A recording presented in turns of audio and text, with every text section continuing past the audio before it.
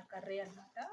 చూసారా, అన్ని నీళ్ళు వేస్తే ఇంత కొంచెం గ్రేవీ వచ్చింది. సో ఇప్పుడు దీన్ని ఏం చేద్దామంటే ఎగ్స్ వేసేస్తాం.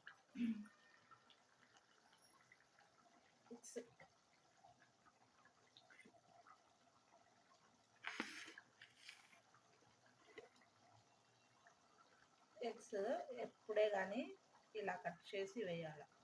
చూసారా, ఇలాగా కనిపిస్తుంది కదా.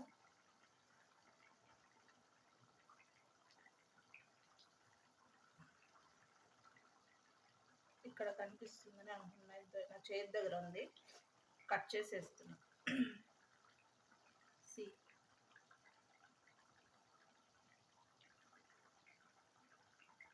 ఘాట్లు పెట్టుకొని వేసుకోవాలి ఎప్పుడే కానీ. ఓకే, అప్పుడు మన గ్రేవీ అనేది ఎగ్స్కి మంచిగా ఎక్కుతుంది. అన్ని దాంట్లోకి పెడుతున్నాను నేను ఘాట్లోకి. అన్ని దాంట్లోకి ఘాట్లు పెడితేనే మంచిగా వస్తుంది.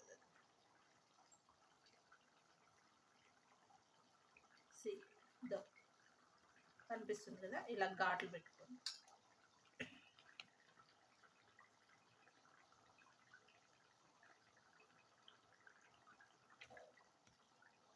వేసేసి ఒక 10 నిమిషాలు మూత పెట్టేసినామంటే మనకెంతో ఇష్టమైన ఎగ్ కర్రీ రెడీ అయిపోతుంది. మీరు కూడా ట్రై చేసి ఎలా ఉందో నా కామెంట్ సెక్షన్లో కామెంట్ చేసేయండి.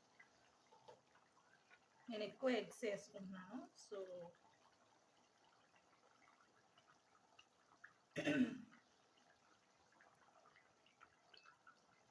ఒకటి ఏంటంటే ఎగ్స్ ఉడకబెట్టేటప్పుడు కొంచెం సాల్ట్ వేయండి, మంచిగా ఉడికిపోతుంది. అన్ని దాంట్లోకి గాడ్లు ఇలా పెట్టేసుకొని ఎగ్ని ఇలా వేసేస్తే ఈ కర్రీ రెడీ.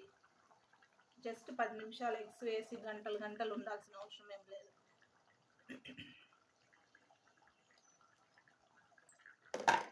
ఇది అనమాట. జస్ట్ అలా ఒకసారి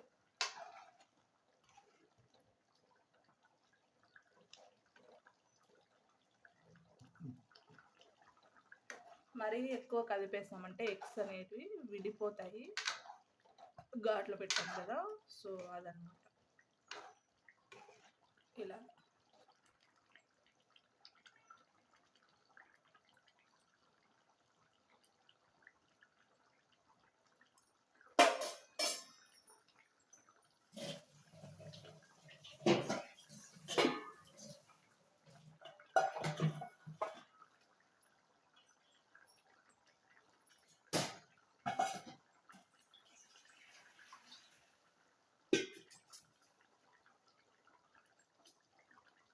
చూస్తున్నారు కదా ఎంత చక్కగా ఉడుకుతుందో. సో ప్లీజ్ మీరు కూడా ట్రై చేయండి. హెల్దీగా తినండి, హెల్దీగా ఉండండి. మీ హెల్త్ మీరే చూసుకోవాలి. ఇది జస్ట్ ఒక 10 మినిట్స్ అలా వదిలేస్తే ఎగ్ కర్రీ రెడీ అయిపోతుంది. మనం దీన్ని ఏం కలపాల్సిన అవసరం లేదు, ఎందుకంటే గ్రేవీలో అన్నీ ఆల్రెడీ వేసేసాం కాబట్టి. ఇప్పుడు మనము దీంట్లో లైట్గా చికెన్ మసాలా పౌడర్ టచ్ ఇచ్చేసి ఆఫ్ చేసేస్తే మన గ్రేవీ కర్రీ రెడీ అయిపోతుంది. చూద్దాం.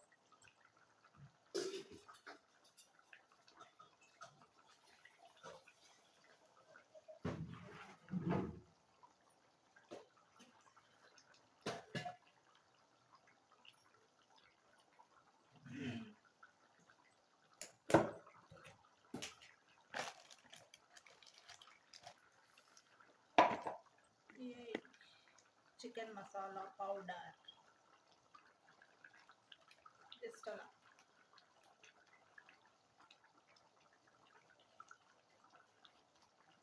ఇది లాస్ట్ టచ్ అనమాట.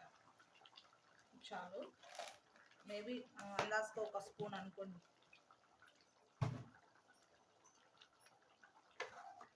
దీంట్లో ఇంకా దీని మీద ఏమీ వేయాల్సిన అవసరం లేదు. ఒకవేళ మీ దగ్గర కొత్తిమీర పుదీనా ఉంటే వేసుకోండి, అద్దరిపోతుంది. అంతే, ఇవాళ మన గ్రేవీ కర్రీ రెడీ అయిపోయినట్టే. ఇంకా ఆఫ్ చేసేద్దాం. Thank you for watching and try and do subscribe, like, share, comment. Bye.